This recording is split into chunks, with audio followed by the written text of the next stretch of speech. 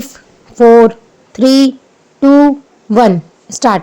अध्यक्ष महोदय, आपने इस बिल पर बोलने का जो मुझे मौका दिया है उसके लिए आपको धन्यवाद देता हूँ।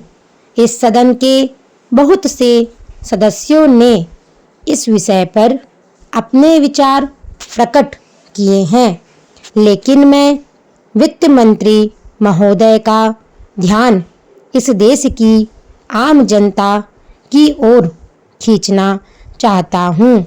जब यह बजट वित्त मंत्री जी ने सदन में पेश किया तथा उसकी चर्चा समाचार पत्रों, रेडियो और यहाँ सदन में हुई, तब देश की जनता को इस बजट के विषय में जानकारी मिली। इस बजट के विषय में जब आम जनता ने सुना तो उसे बड़ी निराशा हुई।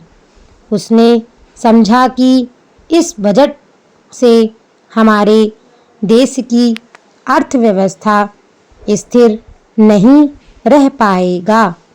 इस बजट को देखकर देश के सारे किसान और मजदूर दुखी हैं।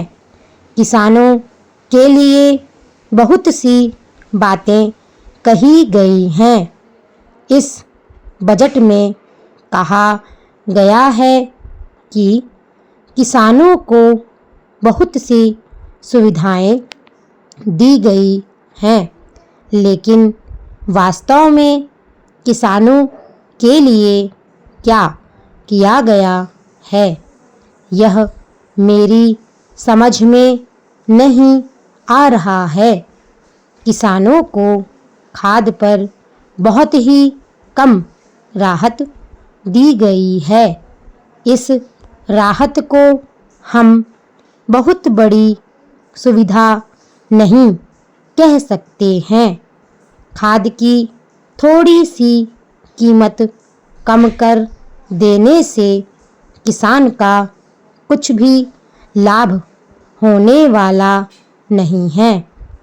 किसान खेत में रात दिन काम करता है, अपना पसीना बहाता है, लेकिन उसके बदले में उसे उतना नहीं मिल पाता है जितना उसे मिलना चाहिए। मैं इस बजट का समर्थन तो नहीं करता, लेकिन यह अवश्य कहना चाहता हूँ कि देश की स्वतंत्रता को मजबूत रखने के लिए देश के किसानों को विकास की ओर सरकार का ध्यान जाना चाहिए। यदि किसान अपने खेत में अनाज पैदा नहीं करेगा तो देश की करोड़ों जनता भूखों मर जाएगी। किसान ही इस देश के प्रमुख नागरिक हैं। आज कहा जा रहा है कि यह जो बजट प्रस्तुत किया गया है उसमें गांवों की ओर अधिक ध्यान दिया गया है, लेकिन मैं कहता हूँ कि सरकार को गांवों की ओर जितना ध्यान देना चाहिए उतना इस बजट में नहीं दिया गया है।